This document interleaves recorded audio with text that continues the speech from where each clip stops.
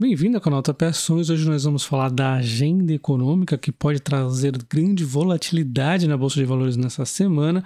Nós vamos falar do calendário de resultados aqui das empresas, dando uma breve olhadinha aqui na Transmissão Paulista e na Klabin. Então já deixa o like nesse vídeo, ajuda ele a chegar a mais pessoas e considere também se inscrever no canal. E nós começamos a semana com dados da agenda econômica internacional positivos para a Bolsa Brasileira, né? Então a gente vê aqui a China divulgando à noite alguns números importantes, como por exemplo, exportação aqui em 5,7, era esperado 4,1, números positivos. Importações era esperado 1%, foi divulgado 0,3, um pouco negativo aqui. E a balança comercial acaba então tendo aí dados positivos, 84,7 contra 81 previstos, né?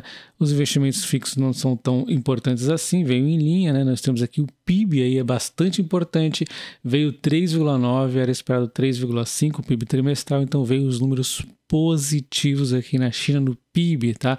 Então a China parece que não está desaquecendo aí como o mercado está esperando tanto, né? Então isso é muito importante, principalmente aí para as ações vinculadas aí a minério de ferro, a aço, né? Então dados positivos aqui para essas empresas, tá? Nós vemos aqui então dados também da produção industrial vindo muito bem, né? 6,3 de 4,5 esperado, também é um bom sinal, né? Mas a venda do varejo deu uma fraquejadinha, né? 3,3 e veio aí 2,5, tá? Então alguns dados ainda faltam ser divulgados aí como industrial, que a gente vai ficar de olho aí, tá? E aí a gente segue a segunda-feira com dados do PMI aqui do setor de serviços e industrial na Europa e também nos Estados Unidos, mas antes disso nós temos aqui, como mais importante aqui do dia, o boletim Focus, né? Isso aqui somado aos dados da China, que foi ainda mais importante, pode ter aqui alguma volatilidade na bolsa, né? Por enquanto os dados da China foram aí positivos, tá? E aí nós seguimos para a terça-feira com dados aqui do Índice de Confiança do Consumidor às 8 horas da manhã aqui no Brasil, é um dado importante, e o IPCA 15, que seria aqui o mais importante ainda, né, esperado 0,05 aqui, tendo um número positivo ou negativo, pode acabar fazendo grande influência aqui na Bolsa, tá? Então ele é esperado praticamente zero, vamos ver o que nos trará aqui a prévia do IPCA, né? E nós também temos índice de preços aqui de imóveis, né, nos Estados Unidos, alguns outros dados não tão importantes assim, até termos aqui o índice de confiança do consumidor às 11 horas da manhã, que também é importante, tá? E aí a maioria dos dados da China já foram divulgados, mas pode aí ser lançado algum dado industrial, ainda tem que definir aí, tá? E na quarta-feira nós temos uma agenda mais calma, né? Com a China já tendo divulgado esses dados antes. Aqui na Europa temos alguns dados, nos Estados Unidos também, e o IPP no Brasil aí que seria importante. Uma agenda mais fala aí do questão do petróleo, pode ser um pouco importante aí para as petrolíferas, né? E aí finalmente nós temos a decisão da taxa de juros às 18 horas, né? Ou seja, após o pregão, é esperado se manter, né? Um aumento de 0%, ou seja, vai manter em 3,75%. E aí pode ser, se tivermos aí um aumento, vai ser uma grande surpresa negativa, né? Dificilmente vai diminuir mais ainda, né? Deve ficar mesmo 3,75, mas pode causar aí uma grande reviravolta na quinta, caso isso aqui aumente, né? Mas provavelmente não. E aí na quinta-feira nós temos então a sequência aqui de taxa de desemprego no Brasil, é importante. Temos a evolução do emprego aqui também no Brasil, né? Temos também alguns dados importantes aqui na Europa e principalmente a decisão da taxa de juros às 9h15, assim como a declaração do Banco Central aqui europeu da política monetária. Então, importantíssimo esse dado, né? Na quinta-feira. E aí disso nós temos também dados de seguro-desemprego no Brasil, pedidos de bens duráveis aqui também, e o PCE, né, o núcleo de preços aqui, o PCE, e também o PIB, tá? O PIB dos Estados Unidos às 9h30 é esperado 2,1. Vamos ver o que nos trará aqui esses números. Se vier uma surpresa muito acima, muito abaixo, o mercado pode ter uma grande reviravolta em cotações, né? E também temos os pedidos iniciais de seguro-desemprego. Então, temos dados importantes dos Estados Unidos na quinta-feira, temos dados importantes do Brasil e temos dados importantes aqui da Europa, tá? Europa e Estados Unidos aqui é no foco na quinta-feira principalmente, tá? E aí na sexta-feira nós temos Uma agenda que começa aqui mais tranquilinha, aqui com alguns dados aqui da Europa, temos a confiança industrial que pode, e serviços também, pode mexer alguma coisinha aí, né? Expectativa de inflação também. No Brasil nós temos o IGPM, e aí nós temos o dado mais importante da sexta-feira, talvez, dependendo do que vier aqui, pode ser o mais importante da semana, que é o núcleo de preços dos Estados Unidos, aí, o PCE, né? Esse aqui todo mundo fica de olho, né? Se vier alto, pode ser muito ruim, a taxa de juros americana tende a aumentar ainda mais, né? Então, é esperado aqui 0,5. Vamos ver qual será o dado aqui mensal de setembro aqui, desses números que os Estados Unidos vai divulgar às 9h30, tá? Além disso, nós temos outros dados aqui de benefício de desemprego, salário mínimo, né? Índice de preços aqui, o PCE anual, né? E resumindo a agenda econômica da semana no Brasil, a Selic, né? Na quinta-feira nós temos às 9h15 a taxa de juros do Banco Central Europeu e a fala do Banco Central Europeu, muito importante também. E às 9h30 nós temos o PIB nos Estados Unidos e o seguro-desemprego nos Estados Unidos. Então a quinta-feira pode ser aí bem caótica, e a sexta-feira também, né? Com o IGPM às 9h30, às 9 horas, e às 9h30 o PCE, aí, a inflação dos Estados Unidos, que seria aí talvez o mais importante indicador da semana, tá? Então uma semana muito movimentada também, com o calendário aí de divulgação de resultado das empresas. E vendo o calendário de divulgação de resultado das empresas aqui no Brasil, nós temos a Home, né? Terça-feira, dia 25, depois aí do expediente, a Neo Energia também depois do expediente, a Telefônica também, né? Tudo aí na terça-feira. E na quarta nós temos a Klabin, tá? Dia 26 de outubro, eu já vou comentar sobre ela.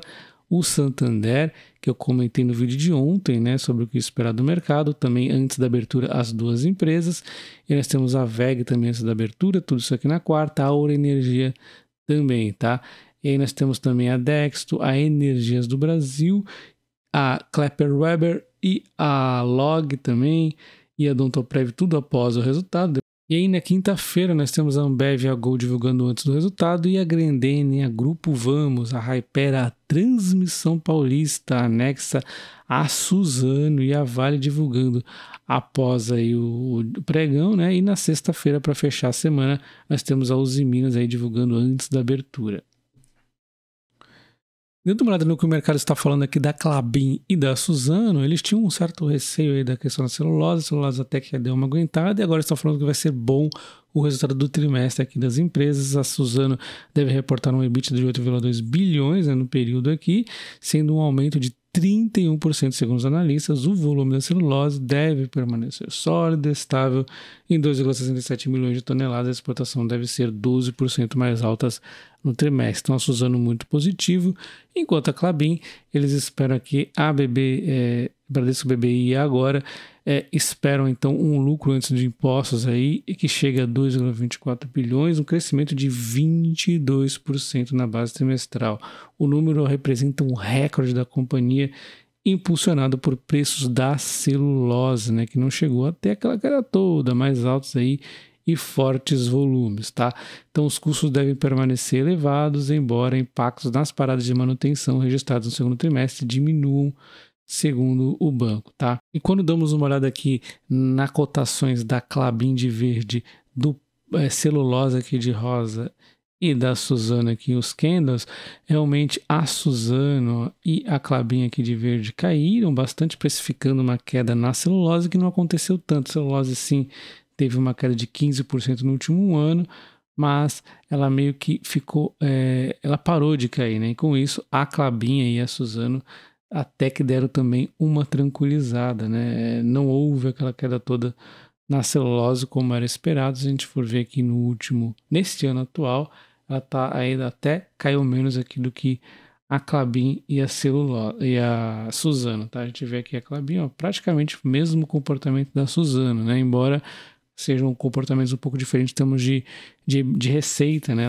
A Klabin aqui tem mais aí embalagens e tal, né? Enquanto a Suzano é muito mais aí celulose. E a gente dá uma olhada agora na Klabin 4, a gente vê essa queda e ela batendo um fundo aqui de aproximadamente entre 3,50 e 3,60 aqui, e vai no topo de 4,12 e cai de novo para 3,60 e sobe para 4,12. Então assim, é um pouco instável, né? A gente sabe que ainda tem uma tendência de médio prazo a celulose dar uma queda, está em valores muito altos, então talvez sim ela possa vir a cair, né? Mas é aquilo.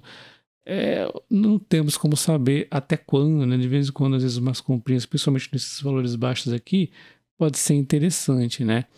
E aí a gente tem, então, a Klabin 11 no mesmo comportamento, né? Continuação barata, só que acontece que ela está menos barata do que o 18 e 20, né? Então ela vai e sobe e acaba agora estando a 20,64. Só a título aqui de comparação, esse fundinho aqui com essa altinha aqui que ela está querendo passar é 13% aí de alta, né? Várias empresas tiveram esse mesmo tipo de alta.